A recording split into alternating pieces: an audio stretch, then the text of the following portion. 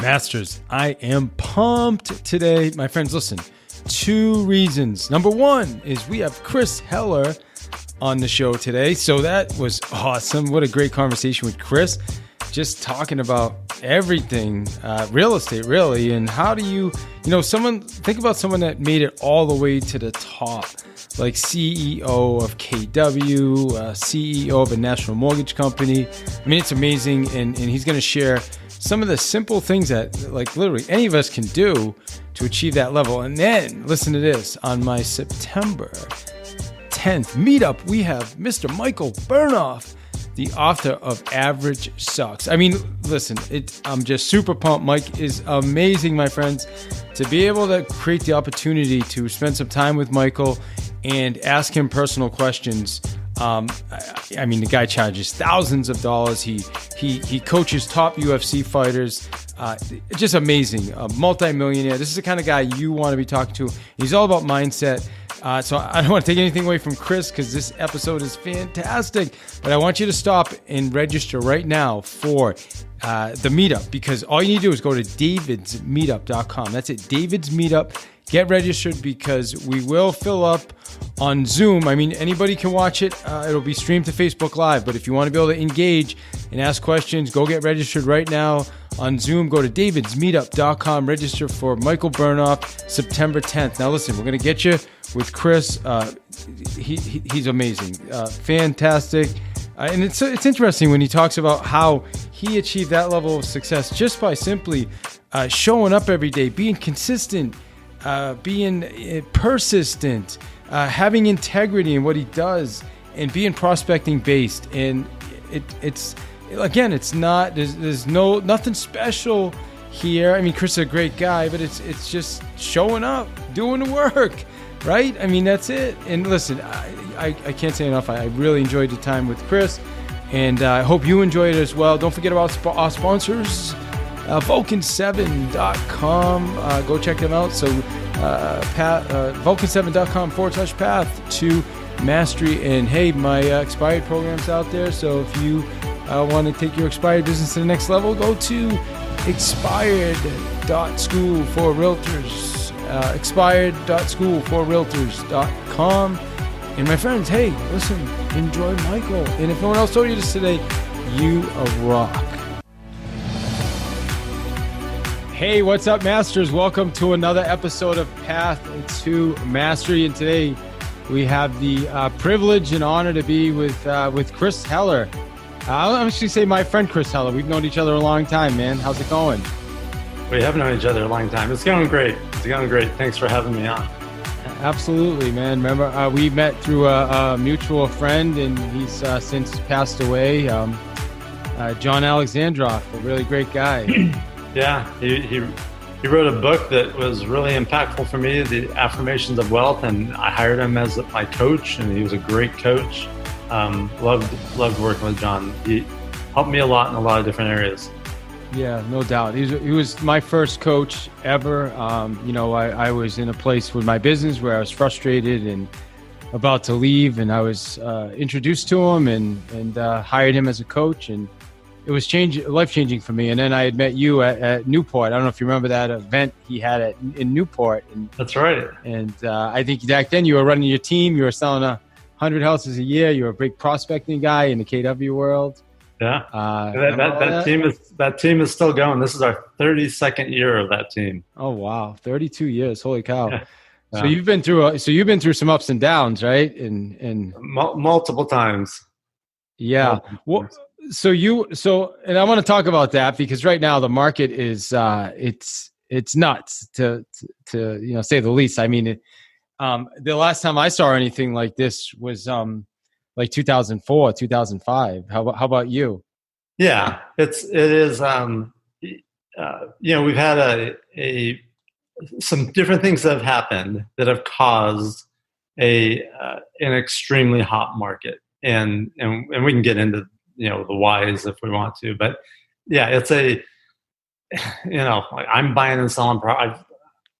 I got one property on the market, one in escrow, one that just closed, just bought another one. It's even I'm actively doing stuff. It's lots happening. Is that because of the rates, or why? Like, why are Yeah, you? interest rates, and right now I'm talking to you from a house in Whitefish, Montana, Mm, and I always had the idea of wanting to have a family vacation place. Um, but I'll tell you, and I don't think this is unique to me, with what's happening and people working from home and being able to work from anywhere. There's and the other things that are happening in the world. I think for myself, it was why wait?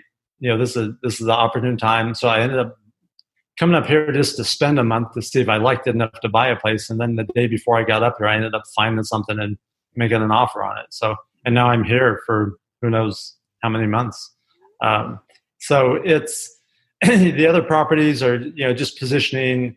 Like at some time the market will adjust. We will go through a down cycle. That's inevitable. And I'm positioning my properties for the ones that, if I don't want to hold them for the long run, getting out of those and getting into other properties that I think would be better for the long run. mm. Yeah, I mean, it would seem that at some point it has to adjust. It can't just keep going like this. But you would think, Chris, with rates at 3%, with inventory so low, I don't. How does it change? Yeah. Hey, I, rates are. I'm getting rates below 3%. So yeah. Well, yeah, it's right. So what's happening now? But let me say it this way: if we didn't have the world events going on, the pandemic, which created and I don't want to say it's created a lot of things, but one of the things that it impacted was inventory levels, right? So we had 2 months where homes that would normally be going on the market just didn't, right? And March and April, very few people put their homes on the market. We already had low inventory in most markets, so now we have really put an exclamation point on that. We have like really low inventory. Like in San Diego, in my market, where my team operates, we haven't seen this low of inventory in years, and demand is strong because interest rates are just incredibly good, and people, even with everything going on, people still move, and people still have life events and need to make changes. Yeah. Well, and you're also, I'm going to switch gears and because you're right. There's always people buying. There's always people selling. A little tough right now to be a buyer's agent. I know that much for buyer's agents, but you've always been a prospecting master. Like that's how I met you. I mean, when I met you, you were hammering the phones. Keller Williams was using your videos all the time to promote you, and so is that still something you do? Or, I mean, because I know that actually led you to help Keller Williams. You helped launch, I don't know if you helped, you might have launched Keller Williams worldwide, right? You prospected, you became a CEO. I did launch it. So my whole business was based on prospecting, and that's what I did. And I did it religiously. I did it at a high level. I practiced and role played every single day for 26 years, and never missed a day of prospecting for 26 years. I mean, any day that I worked, I prospected. My team, although I have not been involved in the day-to-day running of the team since 2010, so it's been 10 years now.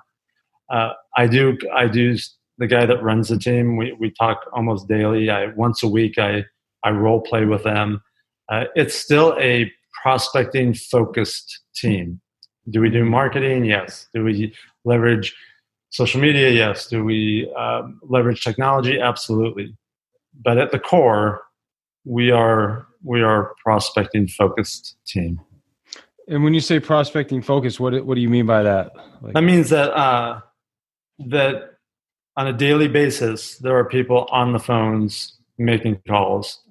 The buyer's agents, the ISAs, they have a weekly goal of 250 contacts. They are generating leads. We are not just reacting to the business that comes to us. We're actively going out to find new business. Okay, fair enough. Yeah, so same thing we're doing. I mean, every day, the first hour is spent just being proactive, and then it's follow up and it's all the other stuff. So, Yep. You personally have worked your way up to, like I said, you were worldwide. You became the CEO of KW. So what, like, you obviously left that role. I'm not sure exactly, how that ended, but tell us, like, how was it being the CEO of KW? Can you talk about, like, most people will never reach that level of achievement, and you've done it at another company as well, right? Weren't you the CEO of a mortgage company as well?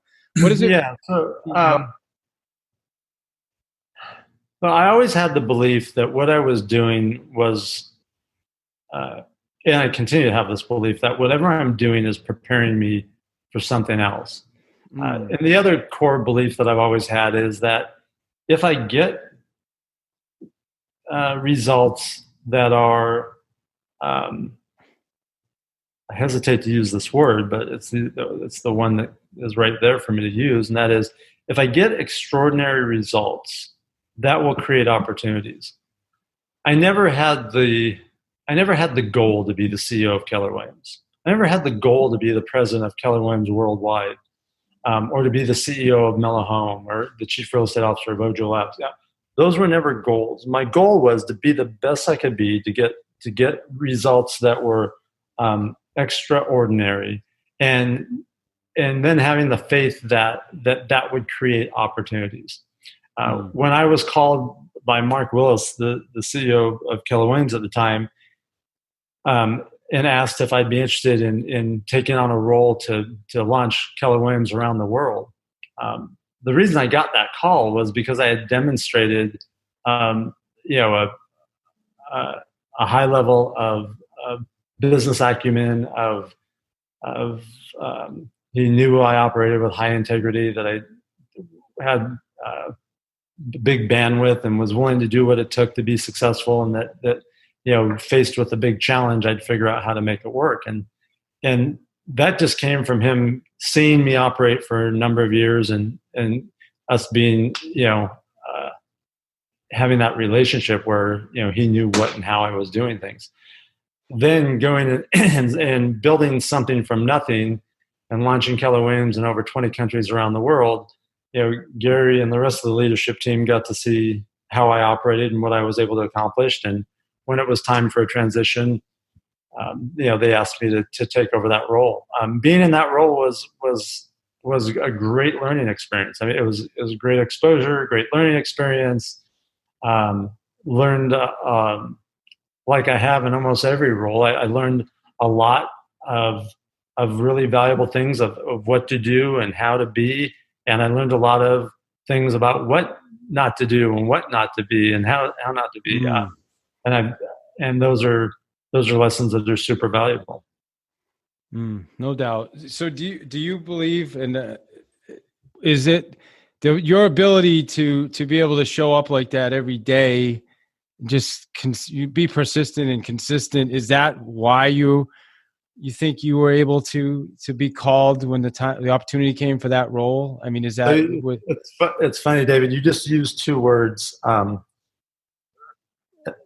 For some, and I don't remember the genesis of this, but early in my career, I came to three conclusions.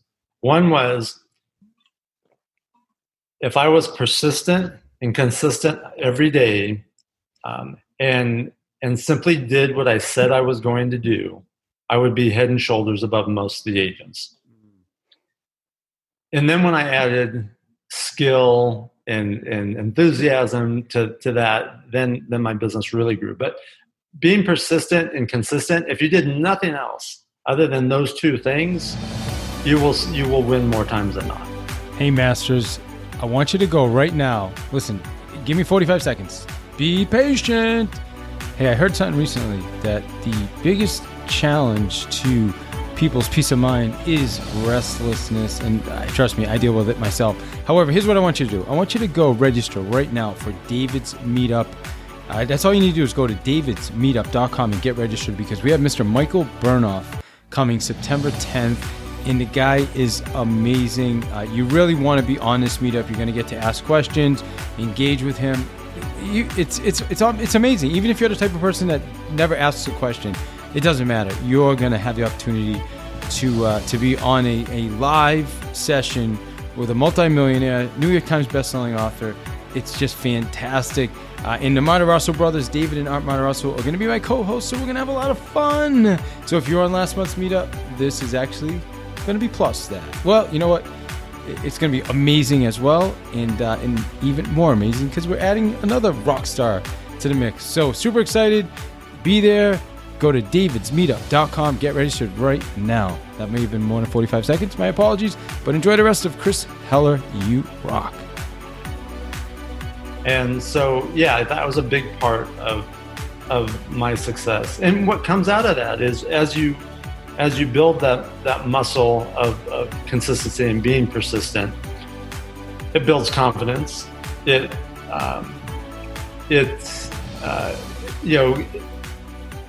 a momentum that gets created, and if you keep on that path, that momentum just keeps going. And momentum's a beautiful thing. And what most people don't realize about momentum is it goes in both directions. So you want to be very mindful about keeping it going in the right direction. Yeah. I think a lot of people don't realize the value in the momentum of just showing up every day and doing something, even whether it's working out. I know you work out a lot. I do as well. Show up and make your calls every day. It's those consistent little things add up over time. Yeah, it gets back to I remember when I was a little kid, my mom used to watch. I was really little because I remember this. She used to watch Jack LaLanne on TV, and Jack LaLanne, for the people that don't know, was like the original fitness guru, and he used to say he used to talk about having a strong body, strong mind, and mindset is such a big part of what we do every day to be successful. The mindset is the thing that allows you to be consistent and persistent every day. And so, whether it's building that habit of exercising so that you feel good and that you feel confident, and it helps you your mind be in a better place. When your mind is in a better place, it's much easier to do the things that are hard to do or that you may not feel like doing, because that strong mindset will keep you on the path. Yeah. Well, let me ask you this. I mean, industry's changing, right? Real estate, there's a lot of changes coming to all companies, right? What would you say, I don't know, this is probably, I'm trying to think of the right way to ask this question. Like, I left KW recently. I know a lot of other top producers are leaving. I could share my experience, I guess my reason. I don't want to get into the whole thing, but do you think it's because the industry's changing so much and certain companies aren't able to keep up with that, or is it technology? What do you think is creating this change? That's certainly part of it. I also think that there's been a tremendous amount of innovation and tremendous amount of new models and new companies and new technologies that are all impacting things. So as an agent, I think agents today have more options than they've ever had before, and that's a good thing, because more options means that you can not be tied to a situation or to a certain structure. That when you discover what's really important to you, or what's going to help you achieve your goals, that you have more means to be able to to go accomplish that. And so, people, I don't know all the reasons behind why you made the change, but my guess is that at the core was that you saw that there was another company that gave you a better opportunity to achieve the things you wanted to achieve. And so that's having that option, hopefully, was a good thing for you. So I think that's one reason why we see agents make moves, or at least looking at things. Also, the industry is changing. Consumer behavior and consumer expectations are changing, which is causing us as agents to change and causing companies to reevaluate what they're doing and how they're doing things. So that change is inevitable. that change is accelerating. That change is not going to stop. It's excuse me. It's incumbent upon us as agents to figure out what we need to do to stay ahead of that change, or at the very least to keep up with that change, so that we can keep providing a service that is of value to our customers out there. And what would you say? I mean, if there was one thing that you would say, hey, this is something that I would think you need to do to stay ahead of that change, what would be your answer? So there's a lot of things happening that are giving consumers a lot more options than they've ever had before. More options for how they buy, how they sell, who they buy and who they sell with. More companies that they're interacting with that are going to try to take them down a different path. For the service provider, and let me back up one second. At the same time, consumer expectations are higher than they've ever been, right? We all have high expectations on how things should work and how easy they should be and how seamless things should be. So as agents, we have to meet and exceed those expectations. I think the most important thing an agent can do is to make sure that they are constantly creating new relationships with consumers, because the consumers they've created relationships with, the people in their database, their past clients, their sphere of influence, are being siphoned away by different offerings and different companies, and that's going to continue. So we always have to be building new relationships. And or more importantly, we have to deepen the relationships we have. Just because I sold someone a home, or just because someone's in my sphere of influence, or they know I'm in real estate and they're in my database and they get emails or postcards from me, doesn't mean that I've earned the right to be their service provider, to be their agent. I have to be providing things of value and anticipating what their needs are, what their expectations are, and then working to provide that value and meet and exceed those expectations. And when I say expectations, I mean, look, we all have the same expectations now. We want speed, we want certainty, we want transparency, we want savings. And when I say savings, not always money, it might be savings of time or what it is, but we have to be providing that at a high level, because customer service, you used to be able to differentiate yourself by offering better customer service. Now that's table stakes. I mean, if you're not doing that, you're not even in the game. Yeah, you have to be exceeding the customer expectations. You have to be creating a customer experience where they absolutely are going, wow, that is good. Yeah, no doubt. All right. So what do you, see, what's next for you? What are you up to now? I know you Ojo Labs, right? So Ojo Labs, we're a technology company. We're technically still a startup, although this is the fourth or fifth year of the company. I got involved early on as an investor in the company, an advisor, and then they asked me to be a board member, and then I joined them full time a year ago. Ojo is a technology that allows consumers to be able to really ask any questions they want just through SMS, through text messaging. They don't have to connect with a human. They don't have to interact with the human, which a lot of consumers at different stages of their process aren't ready to do that or don't want to do that.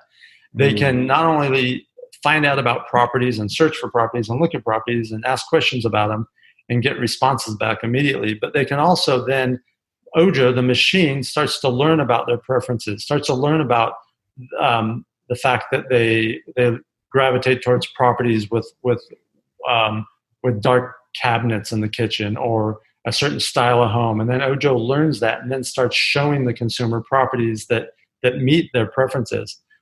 Characteristics that you can't search for on a portal like Realtor.com or Zillow, that we're able to, through machine learning, identify and serve consumers back.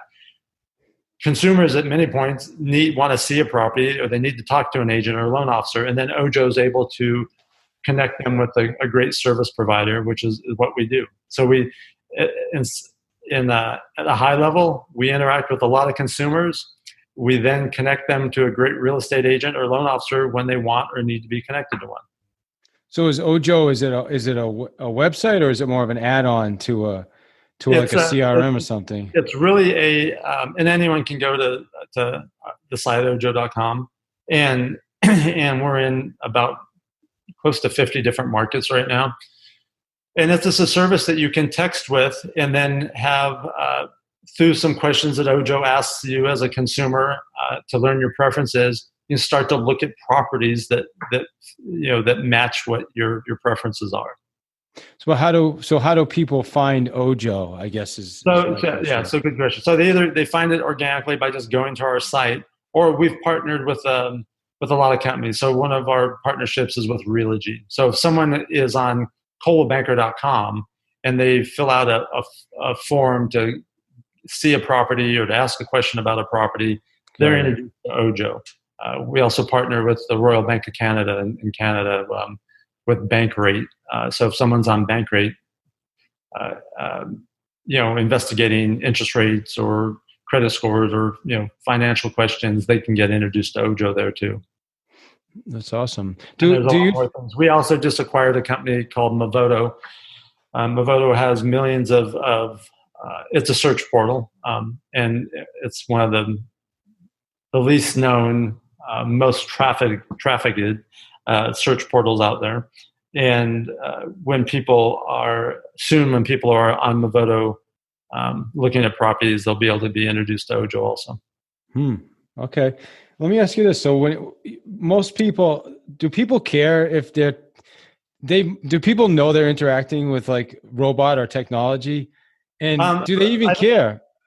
So the first question is, people usually know, and no, people don't care. What they care about is, are their needs being met? Are they getting the questions they want to ask? If I'm chatting with some chat on a website, I don't really care if it's a human or not. What I care about is, am I getting my questions answered, and is it happening in a timely manner? That's brilliant. Yeah, it is really good. All right. What didn't I ask you, man? Anything I didn't ask you, or what? No, you asked good. I'm sure we could keep chatting for a long time and talking about more questions. I would love to come back and do it again. I actually have to give a webinar in 1 minute. Oh gosh. So, all right.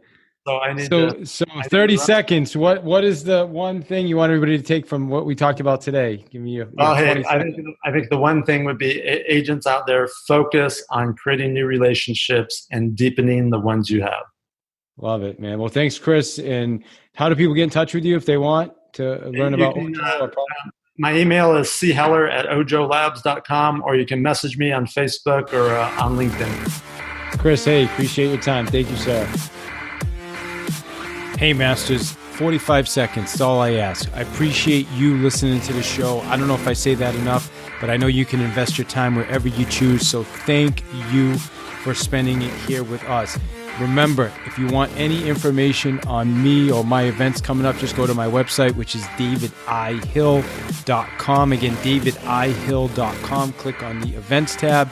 You've got webinars, you've got past webinar replays, everything is there. You can also get access to our sponsors there if you click on the affiliates link. So again, everything is at davidihill.com, and we'd love to have you join us on our Facebook community, which just go to Facebook and search groups, which is Path to Mastery. And finally, as you know, you can get yourself a free book by going to davidsfreebook.com. My friends, again, I just want to say I appreciate you spending time with us. Oh my gosh, I forgot to review.